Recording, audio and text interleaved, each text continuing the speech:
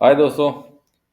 तो आज हम अपने इस वीडियो में डिस्कस करेंगे कि अक्टूबर का जो मंथ है वो किस तरीके से दिख रहा है। निफ्टी बैंक निफ्टी में क्या लेवल्स बन सकते हैं। तो आइए स्टार्ट करते हैं सबसे पहले ये समझने के लिए कि क्या एफआईआई और डीआईआई में कुछ चेंजेस हुआ है। तो अभी अगर हम बात करें फ्राइडे की, तो फ्राइडे को डीआईआई ने अगेन बाइंग करी थी। 3 तारीख को अगर हम बात करते हैं तो 3 तारीख को डीआईआई की जो नेट बाइंग थी वो 528 करोड़ की थी। और हमारे फॉरेन इंस्टीट्यूशनल इन्वेस्टर की बात अगर करते हैं तो 1500 करोड़ की लगभग बिकवाली थी। तो नेट नेट जो था वो बिकवाली ही था। और अगर हम बात करते हैं हमारी करेंसी की, तो करेंसी जो है वो अभी 88.69, एक डॉलर जो है वो 88.69 रुपीस के करीब चल रहा है। और अगर हम बात करते हैं हमारे क्रूड की, तो क्रूड जो है वो अभी $64.38 पर बैरल चल रहा है। तो ये ओवरऑल मार्केट का एक स्नैपशॉट है। और अपकमिंग आईपीओ आ रहा है टाटा कैपिटल का, जो अक्टूबर फर्स्ट या सेकंड वीक में एक्सपेक्टेड है लॉन्च होने का।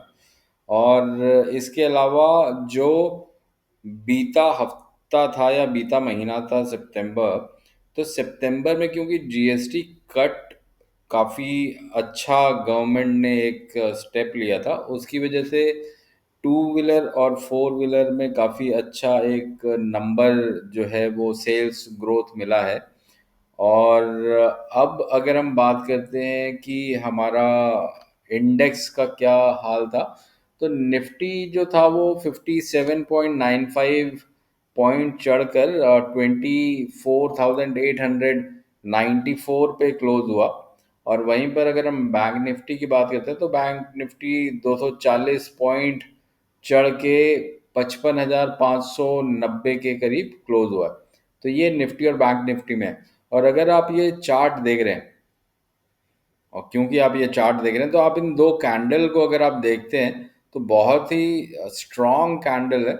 आप देखिए कि निफ्टी जो ये आपका निफ्टी 1 तारीख को, क्योंकि 2 तारीख को छुट्टी थी, तो 24,617 पे निफ्टी ओपन हुआ था। यहाँ पर कंसोलिडेशन हो रहा था। अगर आपने मेरा प्रीवियस वीडियो देखा होगा तो मैंने बताया था कि 24,600 के आसपास निफ्टी जो है कंसोलिडेट कर रहा है। और यहाँ पर आप एंट्री ले सकते हैं। आपका स्टॉप लॉस जो है वो 24,600 होना चाहिए। 24,600 से 10-20 पॉइंट नीचे होना चाहिए। तो 24,600 पे आपने अगर एंट्री ली होगी तो आपको 300 पॉइंट आराम से मिल गए। तो आपका 1 तारीख का जो कैंडल बन रहा है वो आप देखिए, 1 तारीख को 24,622 पे निफ्टी ओपन हुआ था। निफ्टी क्लोज ही 835 पे हुआ, मतलब ऑलमोस्ट 215 पॉइंट की तेजी निफ्टी ने यहाँ पर दिखाई थी। और अगर हम बात करते हैं कल की फ्राइडे की, जो कि 3 तारीख था, तो 24,761 पे निफ्टी ओपन हुआ। और लेकिन 894 पर गया। तो निफ्टी क्योंकि नीचे ओपन हुआ था तो 750 755 के आसपास ओपन हुआ था। और उसके बाद अपने लो से निफ्टी ने ऑलमोस्ट 150 पॉइंट की तेजी दिखाई है। तो ये निफ्टी के जो अभी कैंडल दिख रहा है उस हिसाब से तो काफ़ी स्ट्रॉन्ग कैंडल है। लेकिन हम एक बार देख लेते हैं कि सपोर्ट और रेजिस्टेंस जो है निफ्टी में वो कहाँ पर बन रहा है। तो हम एक बार फिबोनाची रिट्रेसमेंट को एक बार प्लॉट कर लेते हैं, क्योंकि निफ्टी यहाँ 25,446 से नीचे आया था और यहाँ पर इसने कंसोलिडेशन दिखाया। तो आप अब आप देखिए कि निफ्टी जो है वो 24,917 जो है पहला रेजिस्टेंस है, और 24,917 के बाद 25,000 जो है वो दूसरा रेजिस्टेंस है। लेकिन 25,150 का जो लेवल है, ये मैंने आपको पहले भी बताया था कि 25,150 जो है वो इम्पोर्टेंट रेजिस्टेंस बना हुआ है। जो कि कई बार निफ्टी यहाँ पर थोड़ा स्ट्रगल करता है और उसके बाद अगर ब्रेकआउट देता है तो 25,500 तक जाता है।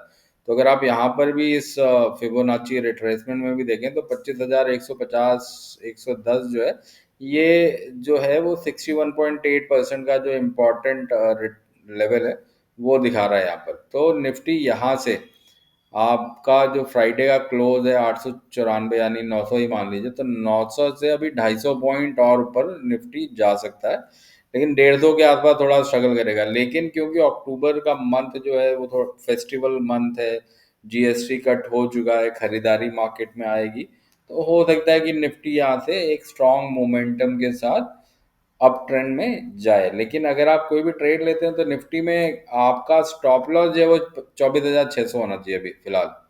तो अभी क्योंकि 2 दिन का ट्रेड मिस हो गया, आप कोई भी अगर आप ट्रेड में एंट्री लेना चाहते हैं तो आपका अब स्टॉप लॉस जो है 750, 24,750 होना चाहिए। 24,750 का आपका ये जो फ्राइडे का कैंडल है, इसका जो लो है, ये आपका स्टॉप लॉस होना चाहिए, और इसके बाद आप इसमें एंट्री ले सकते हैं। लेकिन एंट्री लेने से पहले अपने फाइनेंशियल एडवाइजर से एक बार जरूर कंसल्ट कीजिएगा। एक बार हम बैंक निफ्टी को भी देख लेते हैं, बैंक निफ्टी किस तरीके से दिख रहा है। तो बैंक निफ्टी को अगर हम देखते हैं तो बैंक निफ्टी में भी सेम कैंडल बना हुआ है दोस्तों। तो आप ये देखिए कि जो 1 तारीख का कैंडल था तो निफ्टी 54,650 के आसपास ओपन हुआ था, और यहाँ से 54,650 से निफ्टी 55,350 तक गया। तो ऑलमोस्ट ऑलमोस्ट आपका 700 पॉइंट का जो है रैली इस बैंक निफ्टी ने 1 तारीख को दिखाया था। और अगर हम बात करते हैं फ्राइडे की 3 तारीख की, तो 55,180 जो है निफ्टी ओपन हुआ था, और 55,180 से 580, यानी कि ऑलमोस्ट जो है 400 पॉइंट का रैली हुआ। और यहाँ पर आप देखिए कि कोई भी नीचे जो है विक्स नहीं बना हुआ है, तो ये स्ट्रॉन्ग कैंडल है। और अगर हम इसको एक बार फिबोनाची रिट्रेसमेंट टूल के हिसाब से भी प्लेस करके देख लें कि बैंक निफ्टी में क्या लेवल बन सकते हैं, तो अगर आप इस पे देखें तो बैंक निफ्टी का रेजिस्टेंस जो है ये 55,500 है, और 55,500 के बाद 56,000 है। तो पिछली बार तो बैंक निफ्टी ने यहाँ से रिवर्सल का कैंडल बनाया और नीचे तक आ गया था। तो अभी अगर 56,000 को बैंक निफ्टी क्रॉस करता है तो फिर 56,000 के बाद जो है वो नेक्स्ट रेजिस्टेंस जो है 56,800 का है, और 56,800 को अगर जाता है तो 57,600 है। तो ये सपोर्ट और रेजिस्टेंस लेवल मेरा बताने का कारण सिर्फ ये होता है कि अगर आप कोई भी ट्रेड एंट्री लेना चाह रहे हैं या एग्जिट लेना चाह रहे हैं तो आपको किन लेवल पे एंट्री और एग्जिट ले सकते हैं। लेकिन ट्रेड लेना या नहीं लेना, इसके लिए आप अपने फाइनेंशियल एडवाइजर से जरूर कंसल्ट कीजिएगा। अब इनके अलावा एक स्टॉक है जो कि मुझे काफ़ी अच्छा लग रहा है, ये अभी रिसेंटली जो है ये इसने मार्केट में लिस्ट हुआ था, ये जनवरी में लिस्ट हुआ था, स्टैलियन। तो स्टैलियन का अगर आप चार्ट देखें, स्टैलियन फ्लूरोकेमिकल जो एक बड़ा ही सेगमेंटेड केमिकल स्टॉक है। तो आप इसकी अगर लिस्टिंग देखें तो लिस्टिंग जो हुई थी स्टॉक की वो 125 पे हुई थी। इसके बाद इसने नीचे 58 पर अपना एक बॉटम बनाया, और ये 58 पे बॉटम बनाने के बाद अभी वहाँ उस लेवल से 5 गुना हो चुका है। और अगर लिस्टिंग प्राइस से देखें तो लिस्टिंग प्राइस से ये ऑलमोस्ट 2.5 गुना हो चुका है। अभी तो ये ओवर प्राइस है, तो मैं आपको इसमें कोई भी एंट्री लेने की बात नहीं करूँगा। लेकिन अगर आप इसमें एंट्री लेना चाहते हैं तो मुझे लगता है कि नीचे के लेवल पे अगर आपको ये मिलता है, अगर ये रिट्रेस होता है और नीचे के लेवल पे आता है, तो आप इसमें एंट्री ज़रूर ले सकते हैं। लेकिन अगेन, एंट्री लेना नहीं लेना ये टोटली आपका डिसीजन है, और आप अपने फाइनेंशियल एडवाइजर से ज़रूर कंसल्ट कीजिएगा। एक बार दोस्तों आईटी स्टॉक को भी देख लेते हैं कि निफ्टी आईटी किस तरीके से बिहेव कर रहा है अभी। तो अगर हम इंडेक्स की बात करें तो इंडेक्स लेवल पे आईटी ने यहाँ पर कंसोलिडेशन दिखाया है 33,600 पे, और ये जो कैंडल है वीक है, लेकिन फिर भी जो है अच्छा कैंडल नहीं बोलेंगे, लेकिन वीक है, लेकिन कंसोलिडेशन का कैंडल है।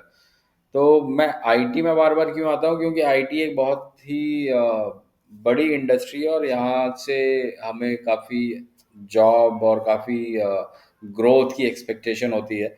और क्योंकि अभी जितना भी यूएस ने जो फीस हाइक करी है उसकी वजह से जितना भी सेलिंग प्रेशर आया, तो उसके बाद कुछ स्टॉक जो है वो काफ़ी अट्रैक्टिव प्राइस पे हैं।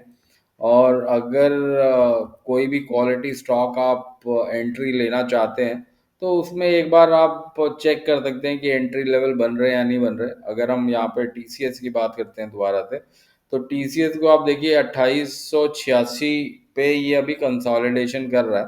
और क्योंकि मेरे ट्रेड जो है तो मैं 10 से 15% के होते हैं, तो 2886 का मतलब यहाँ से अगर 2900 से 290 पॉइंट चाहिए, तो 290 पॉइंट का मतलब हो गया 31-3200 का लेवल। तो यहाँ से अगर 10% टीसीएस चलता है तो ये यहाँ पे एक रेंज बनेगी, जहाँ पे पहले भी टीसीएस ने मतलब इसको ब्रेक नहीं कर पाया था। और हमारा अगर ट्रेड में अगर हम यहाँ पे ट्रेड लेते हैं तो मान लीजिए 2850 का एक स्टॉप लॉस ले लिया, तो 2850 का मतलब 50 पॉइंट का नीचे स्टॉप लॉस हो गया, और ऊपर 10% अगर हमें यहाँ पे रन मिलता है जो कि ऑलमोस्ट 300 पॉइंट का है, तो 50 का आपका रिस्क है और 300 का आपका रिवॉर्ड है। तो ऑलमोस्ट आपका 1:6 का रेशियो का एक risk to reward ratio TCS में बन सकता है। उसी तरीके से अगर आप इन्फोसिस या किसी और स्टॉक को भी देखें, तो इन्फोसिस को हम आप एक बार इवालुएट कर लेते हैं कि इन्फोसिस किस तरीके से दिख रहा है। तो इन्फोसिस जो है वो 1416 के लेवल या 1400 के लेवल को ब्रेक नहीं कर रहा, और यहाँ पर भी 1440 के आसपास ही कंसोलिडेट कर रहा है। और अगेन इसकी रेंज अगर आप अभी फिलहाल के लिए देखें तो 1450 से लेके 1550 है, तो 100 पॉइंट का एक ट्रेड बन सकता है। तो नीचे 1400 का एक आपका बा अगर ट्रेड देखें तो 1400 के नीचे का आपका स्टॉप लॉस हो सकता है, और ऊपर की तरफ 100 पॉइंट का आपका ट्रेड बन सकता है। और अगर हम फिबोनाची के लेवल्स को प्लॉट करें तो भी हमें समझ में आ सकता है कि इसमें क्या जो है सपोर्ट और रेजिस्टेंस लेवल बन सकते हैं। तो देखिए 1400 का आपका सपोर्ट हुआ, और ऊपर आपका रेजिस्टेंस पहला जो आएगा वो 1470 हुआ, 1470 के बाद 1503, 1503 के बाद 1530। तो इस तरीके से सपोर्ट और रेजिस्टेंस लेवल इन्फोसिस में बनते हैं। तो लेकिन अल्टीमेटली मेरा ऑब्जेक्टिव जो वीडियो बनाने का है वो आपको ये बताने का है कि अगर आप कोई भी ट्रेड लेते हैं तो उस ट्रेड के पीछे आपका कोई ना कोई एक एंट्री पॉइंट होना चाहिए और एक टारगेट होना चाहिए, और आपके सपोर्ट और रेजिस्टेंस लेवल आपको पता होने चाहिए ताकि आप इन्फॉर्म्ड ट्रेड लें। तो और अगर आप ये मेरा वीडियो देख रहे हैं दोस्तों, तो मेरी आपसे रिक्वेस्ट है कि मेरे वीडियो को, अगर आपको लगता है कि ये अच्छा वीडियो है और आपको इससे कुछ सीखने को मिला है, तो आप इस वीडियो को लाइक ज़रूर कीजिएगा और मेरे चैनल को सब्सक्राइब कीजिएगा, ताकि मैं ऐसे और भी जब अपने निफ्टी और बैंक निफ्टी के एनालिसिस और स्टॉक के एनालिसिस लाता हूँ तो आपको उससे कुछ सीखने को मिले, कुछ आप अपने ट्रेड में कुछ नई चीज़ों को डाल पाएँ। तो इसके साथ मैं अपना ये वीडियो यहाँ पे समाप्त करता हूँ दोस्तों। See you in my next video.